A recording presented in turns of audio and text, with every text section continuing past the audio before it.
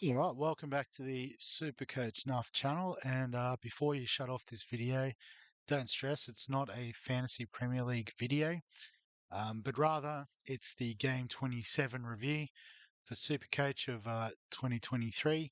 So I thought because it was close to the top 1K, and I'm not sure that I got enough points to get there, and I haven't looked at it yet. I thought it might be an opportunity to do a bit of a live reveal and see how we go with all things Supercoach. So I'm just going to quickly get to the page, load it up, and hopefully we get some good news. So 861 for the round, and unfortunately we have dropped 600 ranks. So finished the season at 1,814, which a few weeks ago I said I will absolutely take top 2K. Which we obviously achieved. So it was a tough last round, obviously, given the amount of restings and withdrawals and injuries and suspensions. But we'll still have a look at how it went and maybe do a bit of a season recap while we're at it. So, in terms of the team, so we had Reed Money in the hooker slot for us, and at 25, I'm not sure if he had to go for a HIA with that Falcon I saw. But I only did see the match highlights. Obviously, being Father's Day yesterday, I'll spend some time with my father. Um, so, 25 points is 25 points. We'll absolutely take that. Big Tino was my captaincy option. I thought for sure he'd get himself a try, but even without a try, he got himself 90 points. So, a very solid captaincy option and very happy with that. Joe Tarpany with a 35, so that was a little bit flat. I didn't see any of the stuff yesterday. I was driving home during the Sharks Raiders game, so I did miss that. Dave Fafita with the 76. Pretty sure he didn't get a try either, so that's pretty solid.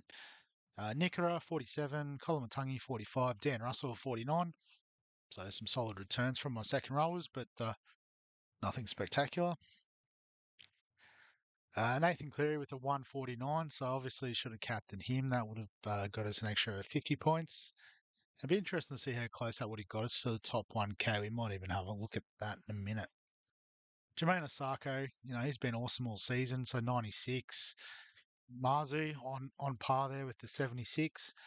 But unfortunately, that's all we had in the centre wing. And Teddy with an 83. So, had some pretty good returns. Just literally didn't have enough players on the field. So that's all right. It happens. I guess just having a quick look through the game day match stats. So I did see there was a few monster scores in the Seagulls game. So, those that got on cooler, 188, that is immense. Olaquatu, player I was scared of last week, he would have been massive this week. Cherry Evans with a 153. So, these are the sorts of scores that we're up against. If people could trade them in, it's very hard for me to keep up with them. Um, in the Broncos game, so Tristan Sailor turned up, which is nice. Pappenhausen with the 78. So how's his average for the season? So an average of 44. So he should be a very juicy price for us next year. That's what we love to see. Fly Lungo as well with 83 on debut. That's pretty nice. Shouldn't affect his score too much in terms of a rookie next year if he can find himself a spot in their starting 17. Calgo with a ton. There you go. He was a cheap one to get on.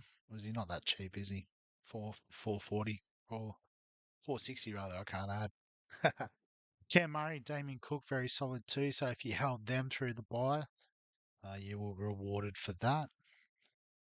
The Dolphins, Cody Nikorima, had him in my team of the week, team of the year rather last week, and showed why there with another ton. Nothing too much to write home about on the Warriors side, just very solid scoring. Panthers 44-12. I heard they had a big win, but I didn't really see how big. Sato'o, Crichton, Taruva, very good. The Knights, Dom Young must have got a couple of tries there, tunning up. Kieran Foran, yeah, with a hat trick, unreal. Addo Carr with a hat trick too. So finally, a bit of points there for the Fox to finish the season. And Nico Hines 127. So I guess the likes of the people who had the likes of Hines over SJ, um, were able to trade in the likes of Cooler and Olaquatu. They definitely would have leapfrogged me this week. So there we go. That's the round. But in terms of the season, we'll have a look too, because as I said, I was super stoked to get top 2K. And it was based on the fact that when the history pops up, we were 62,000th overall after round two. So we climbed 60,000 spots essentially across the course of the season.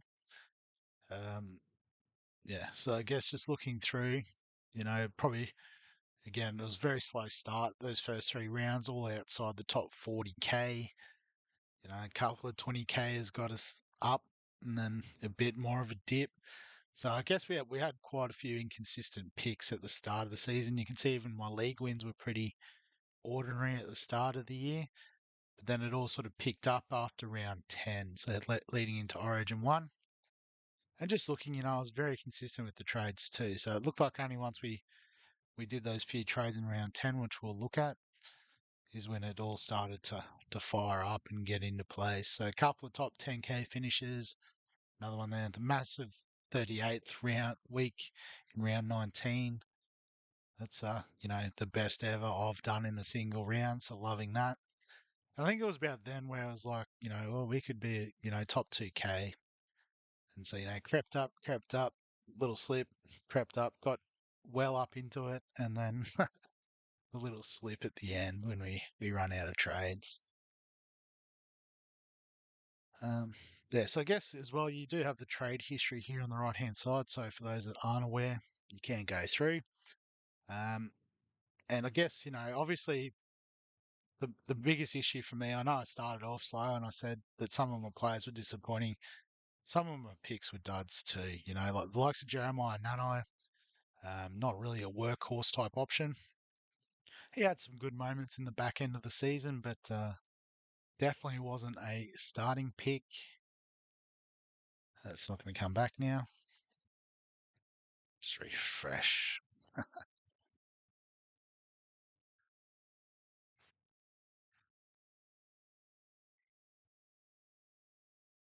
That's the head-to-head stuff. There we go, trade history.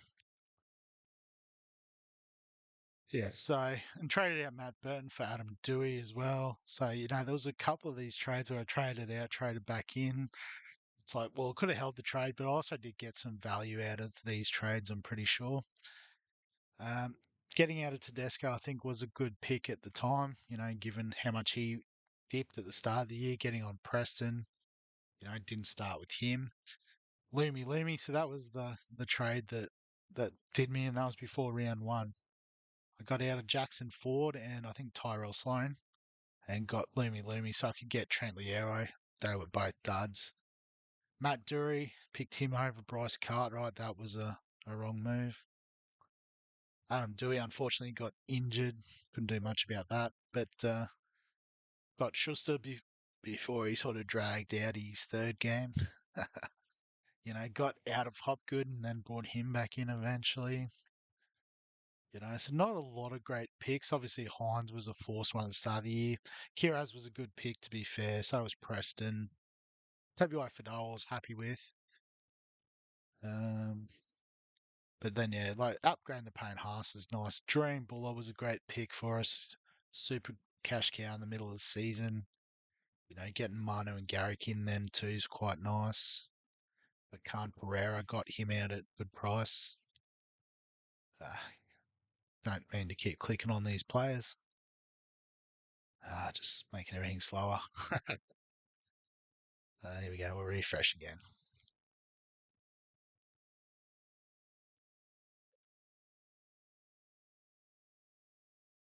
Uh, so what? And that was what our third trade boost already by round 8.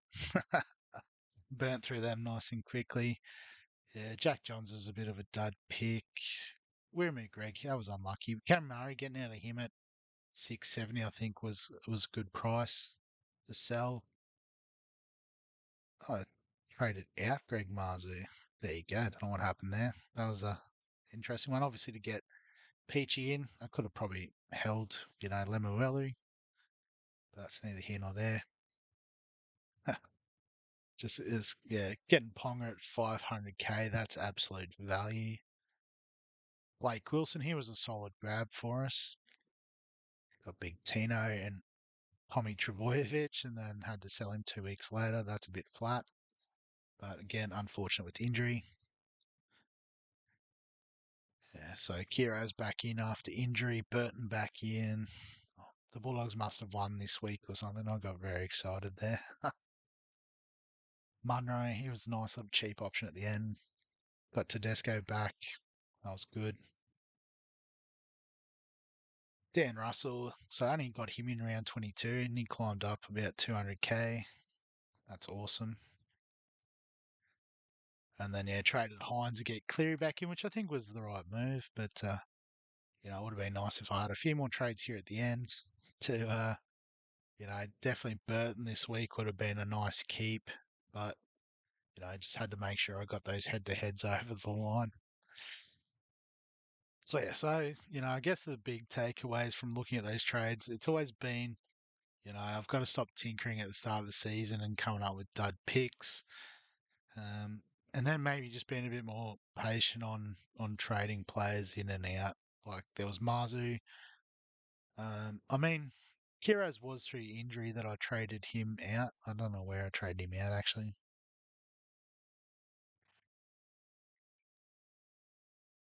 I don't know. He was definitely on the in column twice. Can't find it now. Oh, there it is, round 8. So yeah, so the things like that was unfortunate with injury. Um, but yeah, likes of Burton just not having faith in him. Trying to get on the Dewey train. Marzu, I couldn't actually remember trading him out. That's unreal. Hopgood, he obviously had more juice at 550, but got impatient and wanted to chase the quick cash there.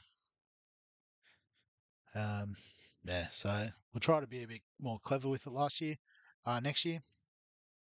It's not working. One more go. Yeah, so I guess you can always improve and increase and as I said, we finished in the top 2k, which I'm pretty sure if I just quickly go back through, I'm pretty sure the last few years have been rubbish, but we'll try to have a look. 11k, 15, but yeah, 13,000, 12,000. So you can see this has definitely been an improvement. Oh, there you go. I did finish top 2k in 2018. It's a long time ago. Yeah, so I guess I used to probably play pretty hard for head to head way back when. One day we'll get back to the promised land, 314th. That was actually my first season playing. So what's that? It's been 9 years now. Who would have thought? So much fun. But yeah, I guess third best finish overall, which is really nice. I know I haven't always been serious about the overall stuff, but the average score this week was 1100. That's unreal. But I guess that's what happens. Oh yeah, so that's the other thing I was going to look at is, you know, how far we were off the top 1000. So it might take a while to get there.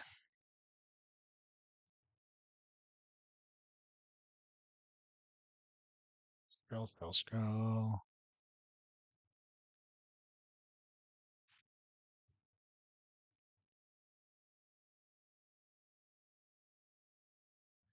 We're up to 350.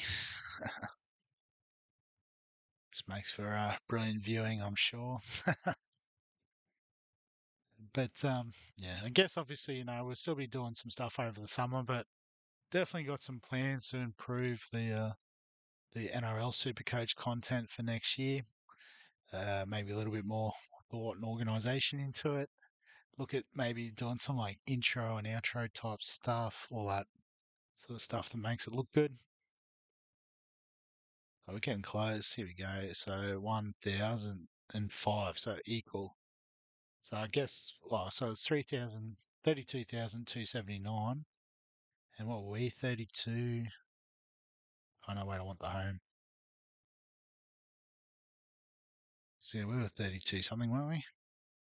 32 and 88. So about 200 points off. So I guess, that's almost 1,000 spots, 200 points. That's a couple of players, or, a couple of nicer captaincy picks through the season.